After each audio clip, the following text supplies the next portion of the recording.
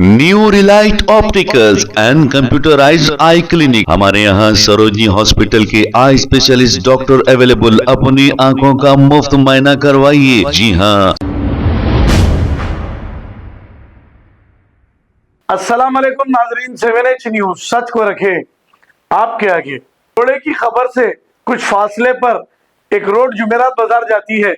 यहाँ पर तकरीबन 1.5 से 2 महीने हो गया ये डेनिस का गंदा पानी बह रहा है।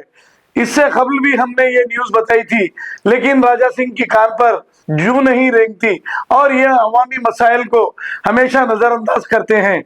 अवाम इसी गंदे मोरी के पानी पे से बड़ी मुश्किलात से गुजर रही है। पैदल चलने वालों को भी काफी तकलीफ का सामना करना पड़ रहा है।